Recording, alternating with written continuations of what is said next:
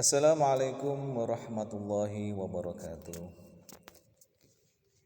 Apa kabar anak-anakku semua?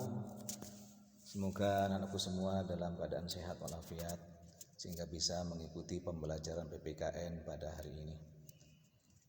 Anak-anakku semua, silakan disiapkan bukunya, lalu kemudian ditulis judulnya di buku catatannya seperti yang kalian lihat saat ini.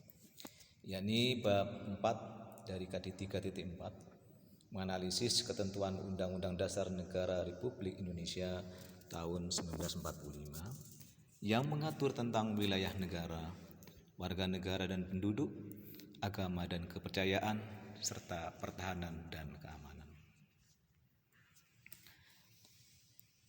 Anak-anakku semua, kompetensi dasar 3.4 itu diawali dari 1.4 mengamalkan ketentuan Undang-Undang Dasar Negara Republik Indonesia tahun 1945 yang mengatur tentang wilayah, warga negara, penduduk, agama, dan kepercayaan serta pertahanan dan keamanan sebagai wujud rasa syukur kepada Tuhan Yang Maha Esa. Ini KD 1.4. KD 2.4 adalah peduli terhadap penerapan ketentuan Undang-Undang Dasar Negara Republik Indonesia tahun 1945 yang mengatur tentang wilayah, warga negara, penduduk, agama, dan kepercayaan serta pertahanan dan keamanan. KD 3.4 menganalisis ketentuan Undang-Undang Dasar Negara Republik Indonesia tahun 1945 yang mengatur tentang wilayah negara, warga negara dan penduduk, agama dan kepercayaan serta pertahanan dan keamanan. 4.4 menyaji hasil analisis tentang ketentuan Undang-Undang Dasar Negara Indonesia tahun 1945 yang mengatur tentang wilayah negara, warga negara dan penduduk, agama dan kepercayaan terhadap Tuhan serta pertahanan dan keamanan. Artinya bahwa KD 1.4, KD 2.4 itu adalah pembahasan tentang religius, sedangkan 24 ada mengenai sosial. Nah, 3.4 adalah pengetahuannya, 4.4 adalah penyajinya. Nah, lalu kemudian anak-anakku, tujuan pembelajarannya adalah mengidentifikasi ketentuan Undang-Undang Dasar Negara Indonesia tahun 1945 yang mengatur tentang wilayah. Nah, anak-anakku, silakan kalian buka buku saku Undang-Undang Dasar Negara Republik Indonesia tahun 1945 atau undang-undang yang sudah diamandemen. Lalu kemudian pasal 25A Undang-Undang 45, kemudian Undang-Undang RI nomor 43 tahun 2008 tentang wilayah negara, Undang-Undang RI nomor 6 tahun 1966 tentang perairan Indonesia, ketentuan Undang-Undang Republik Indonesia nomor 27 tahun 2007 dan Peraturan Pemerintah Republik Indonesia nomor 38 tahun 2002. Nah, anak-anakku, mari kita mengawali pelajaran tema yang intinya ketentuan Undang-Undang Dasar Negara Indonesia yang mengatur tentang wilayah. Nah, anak-anakku bisa melihat pasal 25A Undang-Undang Dasar Negara Indonesia tahun 1945 di buku saku. Kalau kita baca di situ adalah bunyinya, Negara Kesatuan Indonesia adalah sebuah negara kepulauan yang berdiri Nusantara dengan wilayah dan batas-batas dan hak-haknya ditetapkan dengan undang-undang. Lalu berikutnya anak-anakku, pasal tentang wilayah Indonesia diatur dalam Undang-Undang RI nomor 43 tahun 2008 tentang wilayah negara. Tentang wilayah negara. Anak-anak nanti bisa buka Undang-Undang RI nomor 43 tahun 2008. Lalu kemudian Undang-Undang RI nomor 6 tahun 1996 tentang perairan Indonesia. Kemudian Undang-Undang RI nomor 27 tahun 2007 tentang pengelolaan wilayah pesisir atau pulau-pulau terkecil. Kemudian Peraturan Pemerintah nomor 38 tahun 2002 tentang daftar koordinat geografis titik-titik garis pangkal kepulauan Indonesia.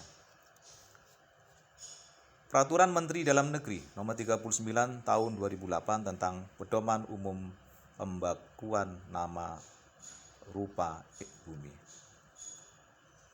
Nah, anak-anakku semua, sekarang penjelasan tentang wilayah. Sesuai dengan prinsip hukum internasional, wilayah Indonesia adalah wilayah bekas kekuasaan Hindia Belanda. Yang kedua, wilayah Indonesia diatur pertama kali dengan teritorial zee and maritime ringan ordonansi.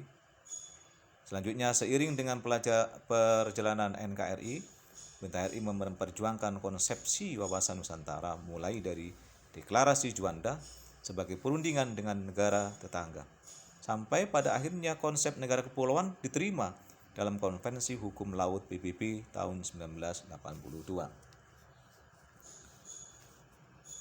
Nah, anak-anakku, kemudian dari wilayah laut, udara, batas alam, batas buatan, batas ilmu pasti, laut teritorial, zona bersebelahan SEE, landas benua. Daerah ekstra teritorial 12 mil ya, 200 mil plus 200 mil. Kemudian perbatasan wilayah. Nah, jika dilihat dari perbatasan darat, Indonesia berbatas dengan Malaysia, Papua New Guinea, dan Timor Leste. Dan jika dilihat dari perbatasan laut, Indonesia berbatasan dengan India, Thailand, Malaysia, Singapura, Vietnam, Filipina, Papua New Guinea, Australia, Palau, dan Timor Leste. Nah, kemudian garis pantai pada ketinggian kondisi kering. Nah, titik dasar sama dengan visual point, station maksud garis pantai hidrografi, TR titik referensi garis pantai geodetik daerah pantai muka air laut tertinggi, ya, muka air laut rata-rata, muka air laut terendah 12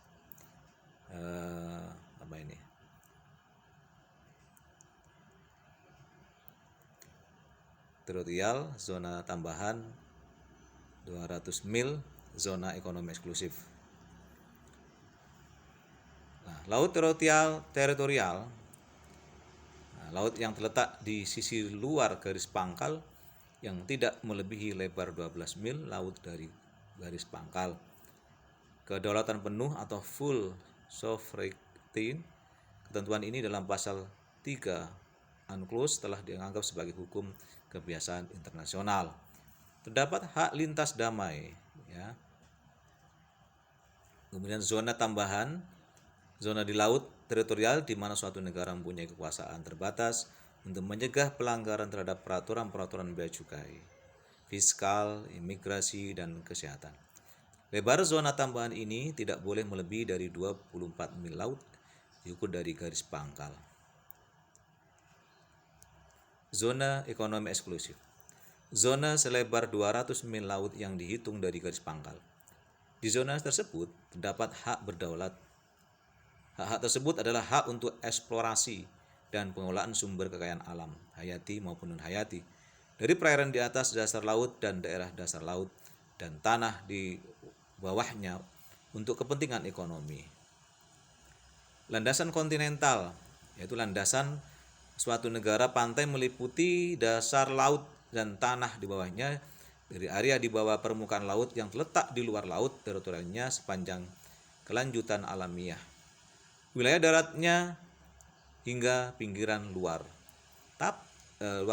tepi kontinen atau hingga jarak 200 mil laut dari garis pangkal. Dapat diperpanjang hingga 350 mil laut. Itu berdasarkan pasal 276 UNCLOS tahun 1982. Nah, negara pantai tersebut mempunyai hak berdaulat untuk melakukan eksplorasi dan eksplorasi SDA-nya sesuai dengan pasal 77 UNCLOS 1982. Nah, sekarang titik dasar dan garis pangkal. Nah, untuk memudahkan dalam penarikan dari garis batas laut, dibuat titik-titik pada garis pantai yang menjorok ke laut. Itulah yang disebut dengan titik dasar. Kemudian titik-titik tersebut dihubungkan dengan garis atau garis pangkal. Selanjutnya dari garis pangkal tersebut dibuat garis yang sejajar dengan garis pangkal tersebut sejauh 12 mil laut. untuk provinsi dan 4 mil laut untuk kabupaten kota. Anak-anakku bisa dilihat dari gambar di situ bahwa kalau kita lihat di pembagian wilayah laut menurut Konvensi Laut PBB, di situ ada penjelasannya, silakan anak-anakku amati sendiri. Nah, kita lihat dari pantai itu 12 mil laut ya. Ini 12 mil laut ya jaraknya. Kemudian dari sini ke sini namanya zona ekonomi eksklusif ya. Ini. Kemudian yang ini namanya laut lepas. Nah, lepas. Jadi jaraknya bisa dilihat. Ya, bisa dilihat.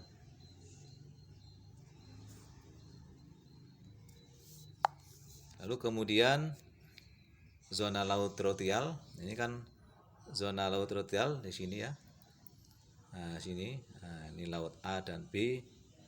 Ini laut A, misalnya Malaysia dengan Indonesia. Sudah ada batasannya 12 mil laut. Ya. Nah, ini berarti namanya zona laut teritorial. Kemudian di sini ada zona landas kontinen. Jadi zona ekonomi eksklusif. Ya, landas kontinen dari batas terakhir menjorok ke laut namanya laut teritorial ya, dari batas darat itu langsung menuju ke 200 mil zona ekonomi eksklusif. Nah, kemudian zona landas kontinen. Kalau zona ekonomi eksklusif, lalu kemudian di sini adalah zona ekonomi eksklusif, artinya zona di seluruh wilayah kesatuan negara Republik Indonesia. Nah, ada 5 perubahan wilayah Indonesia.